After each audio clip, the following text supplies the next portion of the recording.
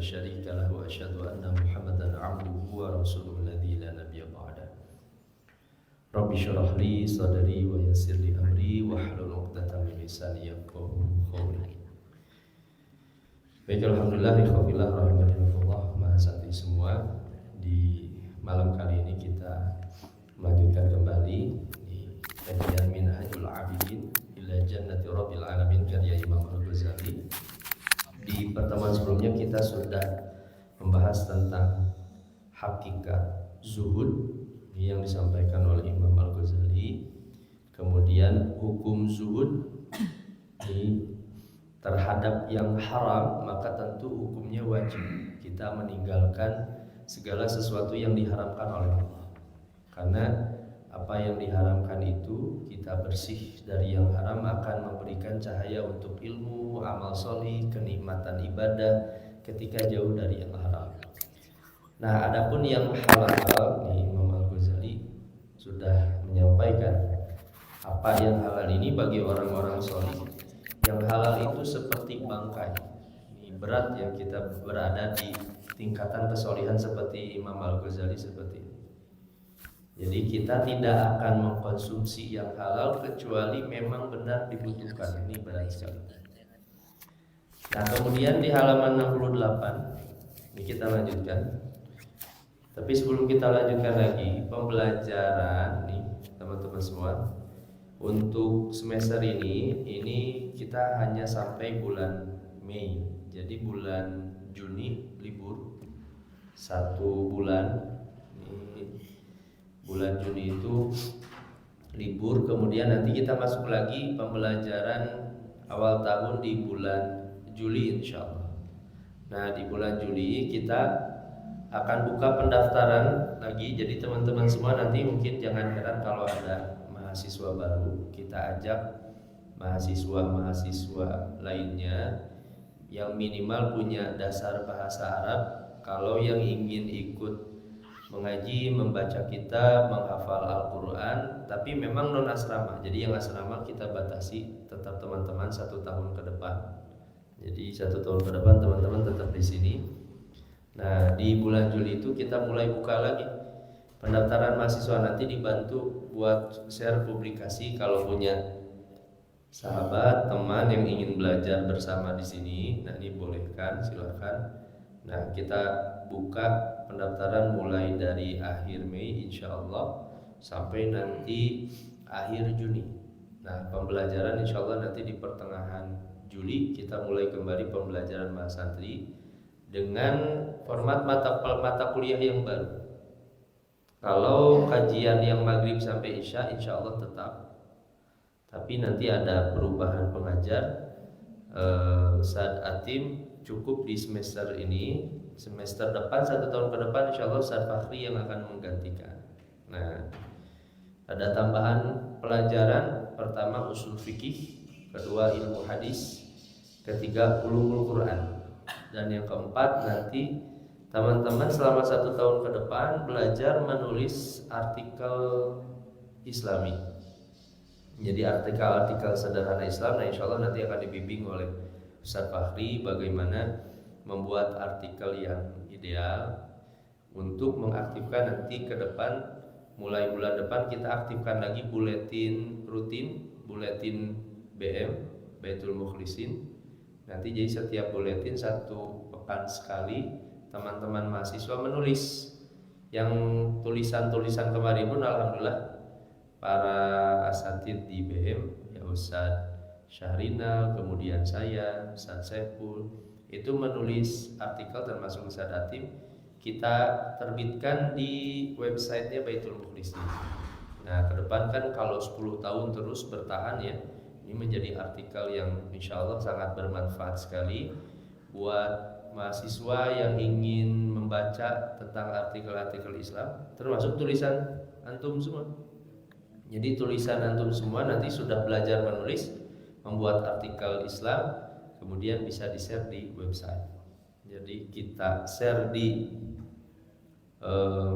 publikasi jadi buletin masjid rutin ya. Kita buat nanti papan mading atau tulisannya di mana, kemudian di website. Baik, nah itu mungkin sebagai informasi. Jadi pekan ini pekan terakhir pembelajaran ya, ini sampai hari Kamis terakhir. Gak ada tanggal merah kan pekan ini, gak ada ya? Ada Kamis, oh berarti Kamis libur. Nanti Kamis berarti saat Saiful tidak masuk. Jadi pembelajaran terakhir hari Rabu. Nah, alhamdulillah kan untuk bahasa Arab baru beres jilid 2 ya. Nah itu pas, jadi 1 tahun ke depan bahasa Arab tinggal melanjutkan jilid ketiga dan jilid keempat. Jadi selama 2 tahun target teman-teman itu beres lah bahasa Arabnya. Ya kalau lihat segini ya masih mending. Dulu saya dengan Ustaz Nasruddin buka pesantren mahasiswa, tapi kan memang tidak asrama ya. Itu dari 50 peserta yang tersisa ya hanya 4. Ini mahasiswa ya tadi mereka sama muntabir mundur tanpa berita sama. Serginya dulu pun ikut, cuman lamanya tidak hadir. Nah di antara murid yang bertahan ya Ustaz Firman dulu. Jadi tina 50 jadi hiji, main hiji oke jadi guru lah. Dari 50 santri yang bisa jadi pengajar lagi ya hanya 1 orang, Ustaz Firman itu, alhamdulillah. Halaman 68, fa in qulta, ini bagian paragraf paling bawah ya. Jika engkau mengatakan kaifa yumkinu an tasira dunya fi syahwatiha wa ladzatiha al-ajibah. Bagaimana mungkin, kata Imam, kalau ada yang mengatakan seperti ini, bagaimana mungkin dunia itu fi syahwatiha, dalam syahwat-syahwatnya, wa ladzatiha, dan kelezatan-kelezatannya, al-ajibah, yang mengagumkan. Ya siapa yang tidak senang dengan dunia ya? Ya, zuyyina lin-nasi hubbus syahawati minan nisa'i wal banina wal qanatiril muqantarah. Orang itu ya pasti tabiatnya laki-laki itu senang sama perempuan cantik di komo, wah udah. Itu syahwat itu pasti menyukainya. Al-ajibah al-matlubah indal insan bimanzilatin nar. Itu kita mempersepsikan dunia itu seperti panasnya api. Ya susah gitu. Kan Imam Al-Ghazali mengatakan kita memperlakukan dunia itu seperti halnya memperlakukannya api. Itu. Ya api itu ya kita jangankan memikirkan ingin memilikinya, pasti kita acuh dan kita tinggalkan. Itu api kan. Au min manzilatil jifah al-mustahilah, atau dunia itu diperlakukan seperti bangkai yang menjijikkan. Itu susah. Wal binyatu binyatuna wa tab'u tab'una, sedangkan ya seperti ini tabiat kita itu. Ya tabiat kita itu ya menyukai dunia. Nah, Imam Al-Ghazali kemudian menjawab jawabannya seperti ini. Jadi apa yang membedakan orang-orang soleh dahulu? Mereka bisa menganggap dunia itu begitu biasa saja, bahkan menganggap dunia ini dengan kemegahan hiasan-hiasannya itu mereka menganggap sesuatu yang rendah. Sedangkan kita hari ini begitu sangat-sangat terkagum dengan dunia. Nah, apa yang membedakan? Kata Imam Al-Ghazali seperti fa'lam, ketahuilah, anna man wufiqat taufiq al-khas, siapa yang diberikan taufik oleh Allah yang khusus, wa alima afatiha wa qadaraha fi asliha, yang mengetahui afatiha, kerusakan-kerusakannya dunia, wa qadaraha, dan kotornya dunia fi asliha, secara asalnya, fatasiru indahu kadzalika, maka ia akan menjadi seperti itu. Maksudnya kalau orang yang diberikan taufik oleh Allah faham sekali terhadap hakikat dunia, ya dunia itu biasa aja gitu. Itu karena taufik dari Allah. Wa innama yata'ajjabu, hanya saja orang yang terkagum, min hadzal raqibun, dari orang-orang yang ragib mencintai dunia itu. Al-umyan yang buta, an aibid dunya wa afatiha, dari aib-aib dunia dan kerusakannya. Al-muktarruna bi dhahiriha wa zinatiha, mereka tertipu dengan zahir dan hiasannya. Nah, tertipu dengan hiasan-hiasan dunia itu. Ini saya sudah sampaikan ya. Ini dalam artian bukan berarti tadi seperti pertemuan kemarin kita tinggalkan dunia sepenuhnya, tidak bisa, karena kita butuh penopang dunia ini. Islam itu tegak ya karena dunia juga, tapi secara hati, perasaan kita terhadap dunia itu ya biasa. Ini yang akan menjaga diri kita dari tergelincirnya kepada dunia yang haram. Orang itu kan biasanya tadi terjatuh kepada yang haram itu karena tertipu. Naudzubillah ya, orang terjatuh kepada zina kan tertipu dengan kenikmatan zina, kecantikan perempuan itu, yang dia tidak tahu bahayanya berzina itu. Orang terjatuh kepada misalnya harta yang haram karena dia tertarik dengan harta itu. Akhirnya dia terjatuh kepada harta itu.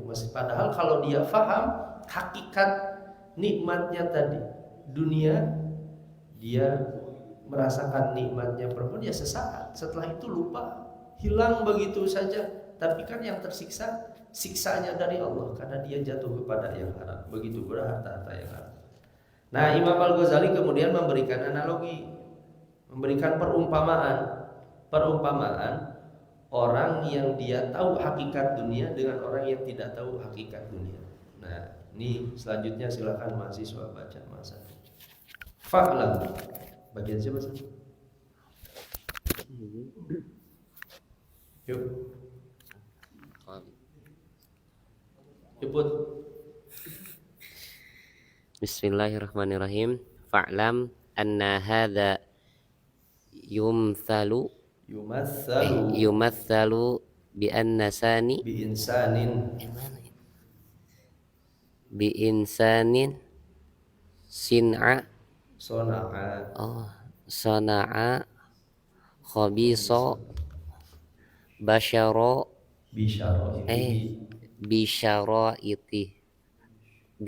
bisyaraatiha itihi minas sukari wa ghairihi. Thumma tarha fihi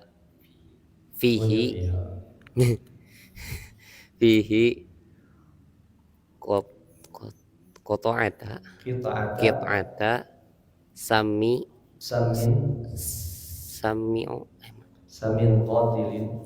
qatilin fa absara dzalika rajulun walam yubsirhu akharu wa wada'a khabisa baina aydihima muzayyanan muzakhrafan farrajulu alladhi absara ma ju'ila fihi minas summi yakunu zahidan fi dzalika khabisi la yakhturu bibalihi an yatanawala minhu bihalin al-batata wa yakunu dzalika indahu bimanzilatin nari bal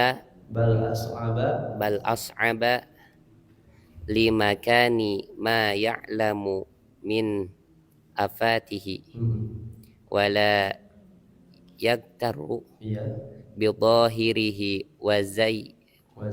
wa zinatihi. Wa amma ar-rajulul akharul ladzi lam yubsir ma ju'ila fihi iktarra bi dhahirihi al-muzakhrafi wa harisa alaihi wa lam yubsir anhu wa akhadha yata'ajjabu min sahibihi zahidi fihi wa rubbama yusaffihuhu fi dzalika. Nanti ke depan, tahun depan kalau baca di kelas itu harus sudah harokat semua. Dulu saya pun belajar gitu. Jadi sebelum baca depan guru itu 1 jam 2 jam sebelumnya baca dulu. Saya dulu rutin baca kitab tafsir Imam Ibnu Katsir sama Ustaz Jainandang, ya masih ingat. Setiap baca itu pagi jam 6 jam 7 ya. Jam 6 jam 7 itu pagi di Jumat pagi. Nah, malamnya itu kadang saya baca dulu, kadang sampai jam 1:30 ngasih harokat. Itu yang cepat, jadi melatih kita cepat baca kitab itu karena terbiasa memberi harokat, menganalisis nahwu, sorof, buka kamus, itu yang akan mempercepat. Jadi kelas itu sudah tinggal baca aja karena udah dikasih harokat. Ya meskipun sesuai dengan kemampuan masing-masing. Karena di kelas sendiri masa benar semua rek harokat fathah sobro gitu no? Sendiri. Tapi kan ketika di kelas nanti dikoreksi. Nah minimal di rumah itu kan kita ngasih harokat, ini kiasnya jadi apa, fa'il, naibul fa'il, mubtada, khobar, musanna, apa itu. Fa'alam, ketahuilah, kata Imam Al-Ghazali, anna hadza yumatsalu bi insan. Jadi orang memperlakukan dunia itu diibaratkan seperti ini. Seperti seseorang sona'a khobison, seorang yang membuat satu khobis, puding atau kue. Seorang yang buat satu kue atau puding, bisyaraitihi, dengan campurannya, minas sukari wa ghairi, campurannya gula dan yang lainnya. Tsumma taraha fi qita'ata samin qatilin, kemudian dilemparkan, taraha itu dilemparkan di dalam campuran itu qita'ata, bagian samin qatilin, bahan-bahan racun. Orang buat kue kemudian dimasukkan ke dalam racun. Fa absara dzalika rajulun wa lam yubsir akhar. Yang satu lihat bagaimana racun itu dimasukkan ke dalam adonan, wa lam yubsiru akhar, sedangkan yang satu dia tidak melihat racun itu dimasukkan ke dalam adonan itu. Wa wada'al khabisa baina aydihima muzayyanan muzakhrafan. Kemudian ya diletakkan pada kue tersebut di depan hadapan, dihiasi ya, mungkin pakai buah-buahan di atas puding itu, pakai leci, pakai apa ya, toppingnya bagus, indah sekali, pokoknya bentuknya indah, puding itu indah sekali. Farajulul ladzi absara maju ila fihi, maka laki-laki yang melihat maju ila, apa yang dijadikan fihi padanya, minasum, dari racun. Orang yang tahu di dalam puding itu ada racun kan, zahidan fi dzalikal khabis, pasti zuhud terhadap puding itu. Zuhud itu ya meninggalkan, tahu itu ada racunnya. Orang yang tahu terhadap puding itu karena ada racun di dalamnya, dia akan berhati-hati dengan puding itu. La yakhtaru bibalihi, dia tidak akan memikirkannya, memperhatikannya. Dia tidak akan menginginkannya, tahu karena ada racunnya. An yatanawalahu minhu bihalin ilbatata, dia tidak ingin an yatanawal, jadi mengkonsumsinya, sama sekali tidak ingin untuk menikmati puding itu karena tahu ada racun itu. Wa yakunu dzalika indahu bimanzilatin nar. Nah, ini bagi dia puding itu seperti halnya api, berbahaya. Nah, orang yang tahu hakikat dunia, bagaimana caranya kan tadi orang bisa memperlakukan dunia, padahal kan orang tuh menyukai wanita, menyukai harta, menyukai perhiasan, tapi kok bisa seperti perlakukan seperti api? Karena kata Imam Al-Ghazali, ya karena orang itu tahu hakikat dunia itu, bahayanya seperti apa. Maksudnya harus hati-hatinya seperti apa. Nah, itu seperti orang yang buat puding, dia lihat bahwa racun itu masuk ke dalam puding itu. Bal as'aba, bahkan lebih berat lagi dari api, mungkin dia pun sangat tidak mau untuk menikmati itu. Lima kanima ya'lamu min afatihi, karena kedudukannya apa yang ia ketahui, ya'lamu min afatihi, dari kerusakannya. Wala yaktaru bi dhahirihi wa zinati, dia tidak akan tertipu dengan zahir dan hiasan-hiasannya. Meskipun dikasih topping apapun, gak mau dikasih puding itu, karena tahu begitu. Karena tahu racunnya sudah dimasukkan ke dalam puding itu. Ini analoginya dari Imam Al-Ghazali. Wa amar rajulul akhar, adapun laki-laki yang lain, alladzi lam yubsir ma ju'ila fi, yang tidak melihat, ya, yang tidak melihat racun itu dimasukkan ke dalam puding, kan pasti ingin menikmati puding itu. Iktarra bi dhahiril muzakhrafi, dia tertipu dengan zahir hiasannya. Dia tertipu dengan pudingnya, dengan warnanya, ya, dengan toppingnya. Dia tertipu dengan campuran. Wa hariso alih, bahkan ingin menikmati puding itu. Walam yubsir anhu, tapi dia tidak melihat, karena dia tidak melihat racun dimasukkan ke dalamnya. Wa akhadha, dia mengambilnya. Ya ta'ajjabu min sahibi zahid, bahkan dia heran, kan gitu. Misalnya satu waktu Naba itu iseng, misalnya kan, iseng ada kue dimasukkan ke dalam kue itu, misalnya kaki cucumu masuk, kan itu kuenya di luarnya bagus indah, kemudian putra itu kue nani ya kan itu, kue bolu ada brownies kan itu, kemudian tertarik kan. Kalau putra mungkin yang tidak melihat ada cucumu di dalamnya kan, tarik aja. Naba yang tahu di dalamnya ada cucumu kan pasti sisirian cina kacida itu sudah makan kan. Mungkin orang yang nggak tahu dia akan menikmatinya saja, tapi kalau orang yang tahu kan malah jijik. Nah, wa akhadha yata'ajjabu min sahibi zahid, bahkan orang yang mengambil dunia itu mungkin akan terheran, kok aneh kamu gak mau ya terhadap dunia ini gitu. Wa rubbama yusaffihu fi dzalika, bahkan ya terkadang orang yang mengambil dunia itu kemudian menganggap bodoh kepada orang yang tidak mengambil dunia itu. Ini gambaran Imam Al-Ghazali tadi, ya, bukan berarti harus meninggalkan dunia, tapi jangan tertipu dengan dunia. Jangan berlebihan mencintainya, jangan berlebihan menganggap itu sebagai hakikat pokok, ya, sumber kebahagiaan, kan. Meskipun itu bagian dari tadi.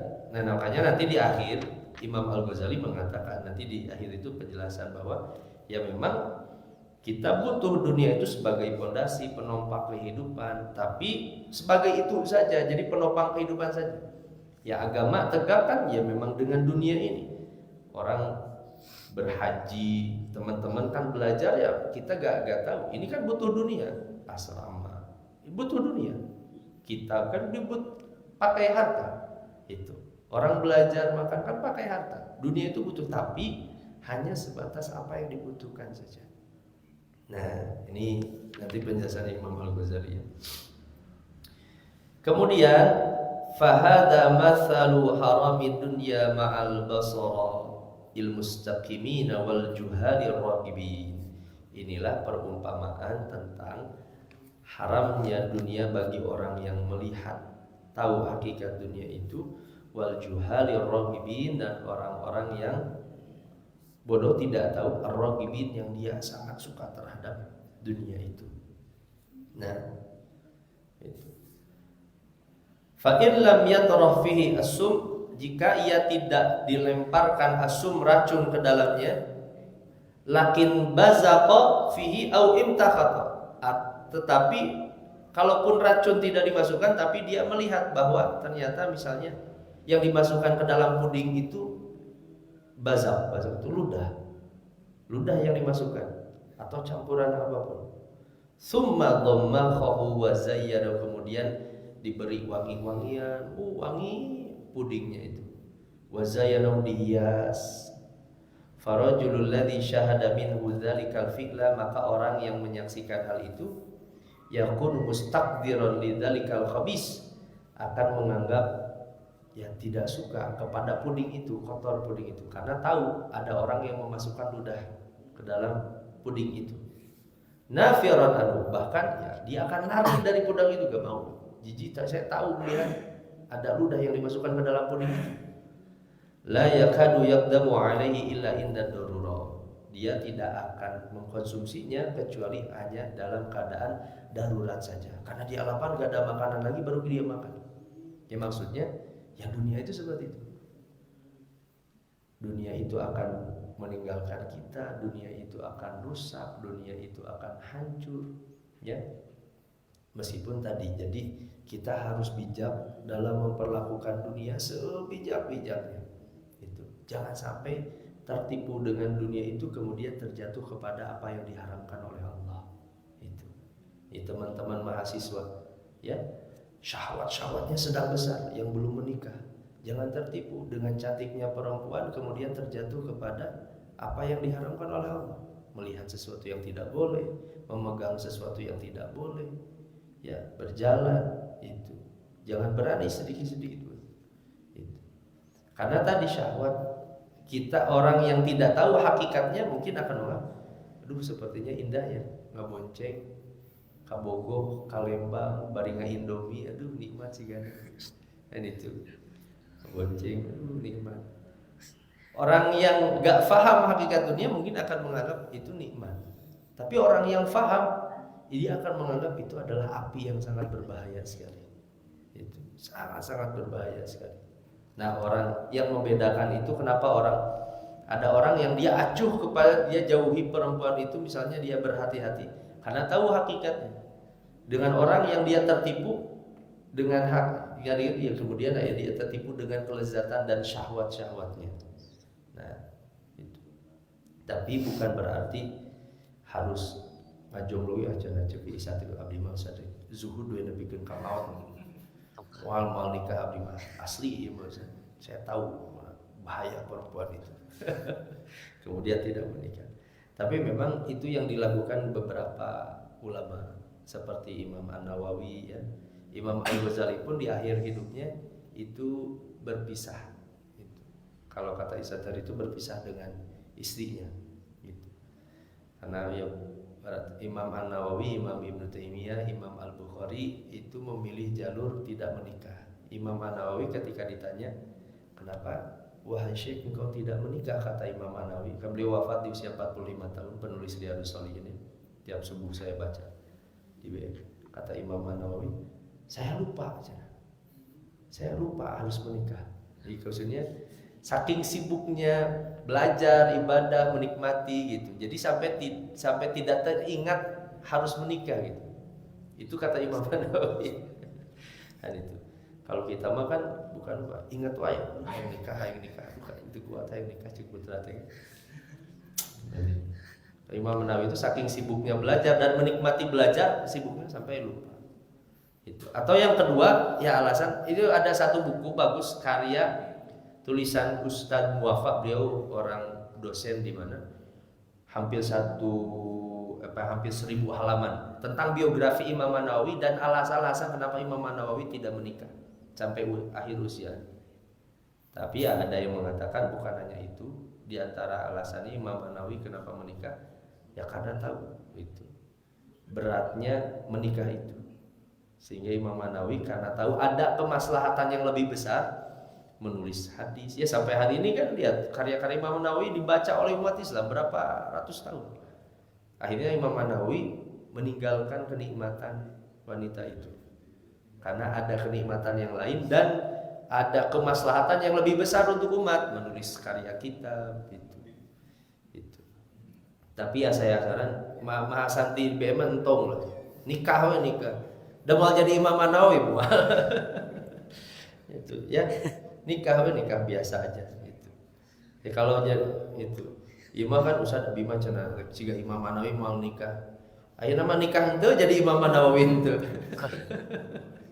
Atau nikah atau ya. Gitu. Nah. Kemudian fahada masalu halali dunia. Kalau tadi yang dimasukkan racun itu seperti dunia yang haram. Ya tadi berzina, meminum khamr, itu kenapa orang menjauhi itu karena tahu di dalamnya ada racun, bahaya. Jadi dia pun adapun dunia yang bersifat halal itu seperti puding yang dimasukkan tadi ludah. Itu. Jadi perumpamaan Imam Al-Ghazali itu yang haram seperti puding dimasukkan racun, kita gak akan mau meskipun dipaksa ini puding enak ya, sengit kiumnya gak mau karena tahu kita racun.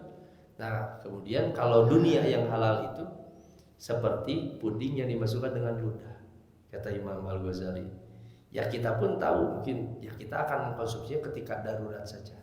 Itu ketika gak ada lagi, tapi selebihnya dari itu kita tidak akan mengkonsumsi berlebihan puding itu karena tahu kita akan menjauhinya. Makanya kan kata Nabi SAW, ini betapa rendahnya dunia. Lau kanatid dunya, andaikan dunia itu sebanding setara dengan sayap seekor nyamuk, kata Allah. Sayap seekor nyamuk kan kecil bisa, rendah sekali. Kalau dunia ini setara dengan sayap seekor nyamuk, maka Allah tidak akan berikan masaqqa kafirun syurbata. Allah tidak akan berikan air minum kepada orang-orang yang kufur kepada Allah. Kalau sebanding dengan sayap seekor nyamuk. Apa maksudnya? Karena bagi Allah, ini bagi Allah. Kata Nabi, karena bagi Allah dunia ini lebih rendah, lebih hina daripada sayap seekor nyamuk, maka itulah alasannya Allah berikan nikmat dunia ini kepada orang-orang kafir. Kan mungkin kita menganggap hanya nuloba nu harteu sararipit gitu kan. Anu tara solar, baru kan itu karyanya hartanya banyak. Karena bagi Allah dunia ini sangat hina, bahkan lebih hina daripada sayap seekor nyamuk. Itu kata Nabi. Itu andaikan sebanding saja, Allah gak akan ngasih air minum ini kepada orang-orang kafir. Karena bagi Allah itu begitu hina sekali dunia ini. Makanya Allah berikan dunia ini kepada orang-orang yang kufur kepada Allah. Nah, ini harus hati-hatinya. Imam Al-Ghazali mencantumkan ini, teman-teman semua, karena sempurna ibadahnya kita, bercahayanya hati kita, menikmatinya kita itu wajib meninggalkan dunia. Saya yakin Ustaz Syahrinal bisa hafal Al-Qur'annya itu karena bisa mengorbankan dunianya. Itu. Coba lah Ustaz Syahrinal dari sejak balik rajin bobogohan mau hafal Quran mau. Rajin bobogohan, rajin ulin mau hafal Quran. Karena kenapa bisa hafal? Karena mengorbankan dunianya. Mengasingkan diri dengan mushaf, mengasingkan diri bersama Allah kan itu. Ya meskipun ada banyak faktor yang lain kan. Ya faktor yang lain mungkin lingkungan yang baik, guru yang baik kan. Itu bisa jadi faktor yang lain. Tapi ya karena meskipun lingkungannya sebaik apapun, tapi kalau sendirinya tidak mau mengorbankan dunia, mau tidak mau, makanya kemarin hadis yang sebelumnya, siapa yang memilih akhirat maka dia pasti akan mengorbankan dunianya. Ya seperti hari ini teman-teman kan mengaji, ketika ingin meraih akhirat ya pasti mengorbankan dunia. Orang anak-anak muda yang lain di luar kan mungkin mereka sedang di kafe, bari ngarokok, nongkrong, atau mungkin masih pawai versi puputaran kan itu bisa saja. Nah harus siap ketika memilih akhirat itu, harus siap mengorbankan sebagian dunia. Wa inna ma ikhtalafa halu rajulaini ma atasawihi ma fi tab'i wal binyah li basiratin wa ilmin. Nah maka kita ketahui kenapa ada orang yang begitu suka dunia sampai dia tidak peduli dengan yang haramnya, tidak peduli dilarang oleh Allah, dia tidak peduli. Padahal secara tabiatnya kan sama, semua manusia tabiat sama, menyukai syahwatnya. Tapi kenapa manusia ini tidak terjatuh kepada zina, yang itu terjatuh kepada zina? Ada mahasiswa yang dia terjatuh kepada zina, yang ini tidak terjatuh. Karena yang tidak terjatuh kepada zina tahu bagaimana bahayanya berzina itu meskipun nikmat dan lezat. Itu yang membedakan. Karena apa? Basiratin wa ilmin. Basirah, mata hati dan ilmu. Itu yang membedakan. Teman-teman semua sudah dididik 1 tahun di sini di BM Islamic School. Ya di Baitul Mukhlisin, di pesantren Baitul Mukhlisin. Yang punya basirah, mata hati, ilmu, dididik dengan ibadah, sholat berjamaah, baca kitab, harus berbeda dengan mahasiswa yang tanpa belajar baca kitab, dididik ibadah. Harus beda. Karena di ahadihi mawajahila wa ghaflatin wa jafa kana lil akhar. Sedangkan saat orang yang lain itu dia lalai, bodoh, ya, jafa, ya, jelek perangainya. Falau alima ar-raghib wa absara ma alimahu zahid. Meskipun orang yang ingin itu tahu, kalau orang yang ingin meraih dunia itu tahu dan menyaksikan seperti apa yang disaksikan oleh orang-orang yang zuhud, pasti dia berzuhud. Begini, mahasiswa yang terjatuh kepada zina, kalau mereka belajar seperti kita pun mereka gak akan terjatuh kepada zina. Kenapa kenapa orang anak-anak muda yang lain bisa bermaksiat? Karena tidak punya ilmunya dan basirah, mata hatinya tidak dilatih, sehingga mereka terjatuh kepada yang haram. Itu. Ada mungkin orang yang dia berilmu tapi mata hatinya tidak terlatih, ya bisa aja terjatuh kepada yang haram juga akhirnya. Kenapa? Karena mata hatinya tidak terlatih, dilatih. Betapa bahayanya apa yang diharamkan oleh Allah Subhanahu wa taala. Lakana zahidan, dia pun pasti akan zuhud juga. Walau jahila az-zahid wa amiya amma amiya anhur raghib. Ya. Kalaupun orang yang zuhud itu pun, ya, kalau misalnya orang yang zuhud itu pun tidak punya ilmunya, mata hatinya tidak hidup, sama pasti buta seperti orang-orang yang menginginkan dunia itu. Yang teman-teman pun hari ini, andaikan tidak belajar, tidak tahu ilmunya, sepertinya sama terjatuh seperti anak-anak muda di luar sana, minum khamr, mabuk, berzina, pasti akan terjatuh. Kenapa? Karena nggak punya ilmu.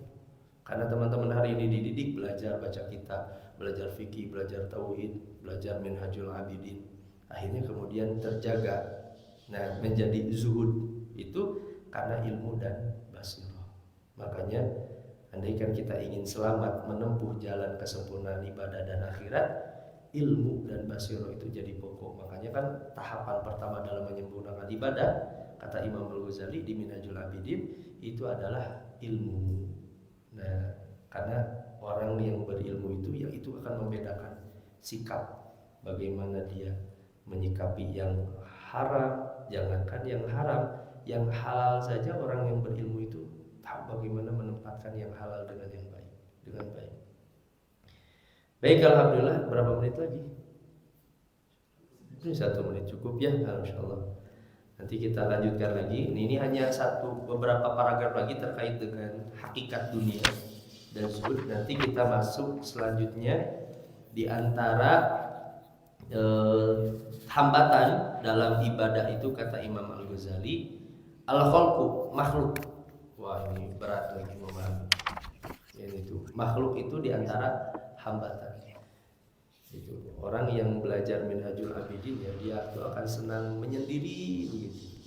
Itu karena dia tahu tadi hakikat dunia. Wallahu a'lam bishawab. Semoga bermanfaat. Ini apa yang kita baca.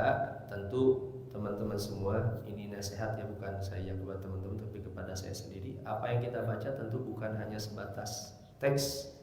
Harapan saya jadikan Minhajul Abidin ini sebagai acuan, karena saya ingin sekali teman-teman itu jadi ahli ibadah, jauh dari dosa, jauh dari maksiat, ya.